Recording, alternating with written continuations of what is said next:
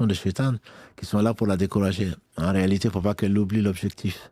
Effectivement, comme tu lui as dit, et tu continues à lui dire, chaque lettre, comme l'a dit le prophète sallam, chaque lettre donc rapporte 10 hasanat.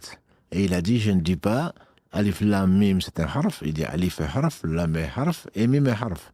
Donc il faut l'encourager de ce point de vue. Également, rappelle-lui le hadith du prophète sallam qui dit que celui qui lit de façon fluide le Coran est en compagnie des malaïkas, et quant à celui qui le lit difficilement, il est récompensé 2 fois.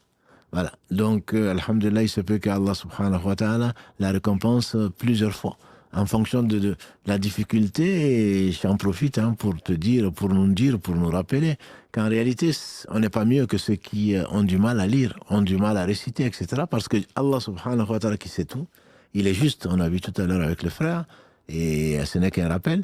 Donc Allah ne te juge pas, il n'y a pas un barème unique. Allah jugera ta mère quand la fasse rentrer au paradis sans lui demander des comptes. Allah jugera les uns et les autres en fonction de ce qu'il leur a donné.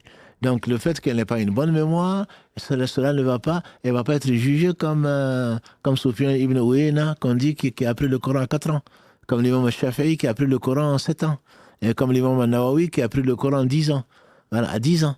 Donc, il ne faut pas se comparer par rapport aux autres. Nous, on a tendance, c'est naturel, on a tendance à se comparer aux autres. Allah sait ce qu'il lui a donné. Et donc, Allah sait quelle difficulté elle a. Et si, malgré ces difficultés qu'elle a, c'est pas parce qu'Allah ne l'aime pas, peut-être qu'Allah veut juste l'élever en degré, multiplier donc ses bonnes actions.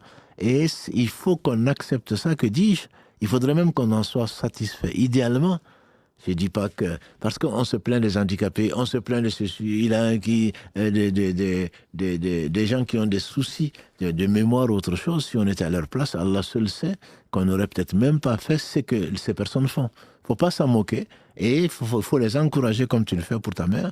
Il ne faut pas qu'elle se décourage chaque moment. Il y a une femme qui disait, de ce qu'on nous a rapporté, un imam de Riyad est venu ici, il a fait des conférences et il a dit qu'il y a une femme qui a été possédée. Elle a été possédée, elle lisait 5 heures de Coran par jour. Elle se faisait elle-même la ruqya, c'est ça la sunna. Elle lisait 5 heures de Coran par jour. Et qu'est-ce qu'elle disait? Alhamdulillah, qui par cette épreuve me fait lire le Coran. 5 heures de Coran par jour, vous imaginez? Nous on en prend 30 minutes, on est fatigué. Quand on fait 1 heure, alors ça y est, on pense mériter le paradis.